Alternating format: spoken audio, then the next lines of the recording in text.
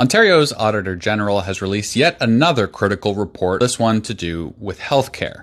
This one has a lot less to do with corruption and a lot more to do with just classic incompetence, which I think is an upgrade. The report primarily looked at two areas. First, the failure of the government to properly audit overbilling in healthcare, and the second being the failure of the government to match people with primary physicians or to train enough primary physicians to match the need.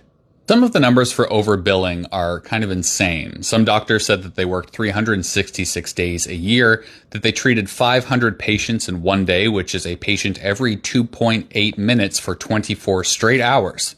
2024-25, a high of 82 doctors billed for more than 24 hours of work in a single day, with one doctor billing for 114 hours in one day. Now, I'm not a math guy, but that seems to me like too many hours.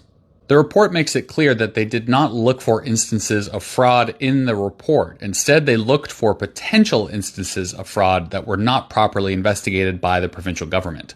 In a case that was properly audited, the provincial government found nearly $1.4 million of overpayment to a single doctor. So that identifies how much money potentially is being wasted through this billing system. Since 2017, the Ministry of Health has been asking for more employees to properly audit these things, but the number remains the same at 8. Despite that, from 2022 to 2025, the Ministry of Health audits have recovered $8.1 million of overpayments. So one of the solutions to underfunding in Ontario's healthcare may simply be to hire enough employees to properly audit instances of overpayment to doctors who are intentionally or unintentionally being overpaid by a complicated system that doesn't have proper oversight. The second part is that the government has not done enough to connect people with family doctors. One of the main ways they're trying to do this is through Healthcare Connect, which is a system that is supposed to help connect you to a doctor.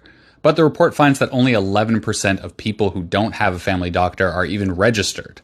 The government has boasted about cutting wait times in half through Healthcare Connect, but it's wait times of a tiny percentage of people who don't have a doctor. At the same time, the report finds that the government's estimates on how many people didn't have a family doctor were too low, that the real number is around 2 million people, which would require about 2,000 new family doctors to serve. However, the government has only planned to open up a little under 1,000 new medical school seats, which is not enough to meet the demand. The government has downplayed these results, saying many people are finding primary caregivers outside of Healthcare Connect, and so it's not representative of how effective people are being at finding family doctors.